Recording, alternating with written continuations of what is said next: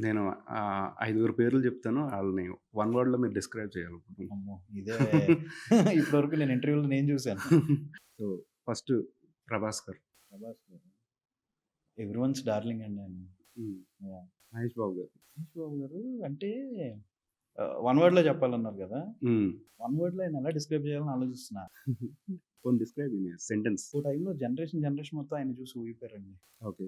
So 'Pokiri' హ్మ్. అసలు 'Pokiri' cinema నాకు ఇప్పటికి గుర్తు. ఎంసెట్ ఎగ్జామ్ పెట్టుకొని ఐ థింక్ ఎంసెట్ ఎగ్జామ్ 3 రోజుల్లో పెట్టుకొని 'పోకిరికి' ఎళ్లి షర్టులు ఇప్పుకొని ఎగిరిన సినిమా అది. 2006. 2006 ఓకే. 2 తారీఖున ఎప్పుడో EAMCET exam April 28 29 'Pokiri.' So, 'Balakrishna' గారు. ఆయన ఎనర్జీ అండి. ఆయన్ని బయట నుంచి జనాలేమో చూసారు గానీ, నేను ఈ మా షోస్‌లోకి ఆయనకెళ్ళినప్పుడు ఆయన సో స్వీట్. సో హ్మ్. స్వీట్.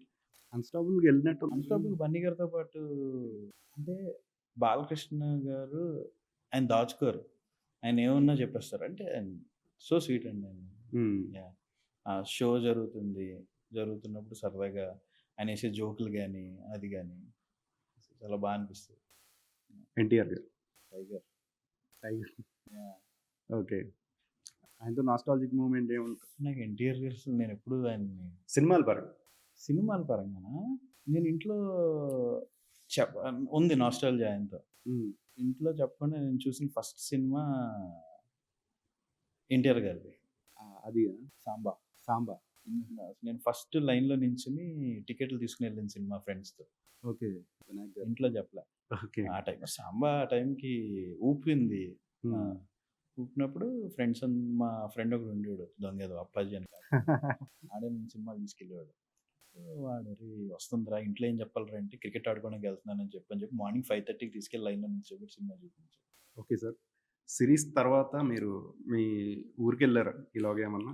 లేదండి. ఇప్పుడు ఇంకేం వెళ్ళలేదు. వెళ్ళాలి. ఎళ్ళలేదు. యాహ్! సో, వాళ్ళ రిసెప్షన్ ఎలా ఉంటదో ఏంటి అని.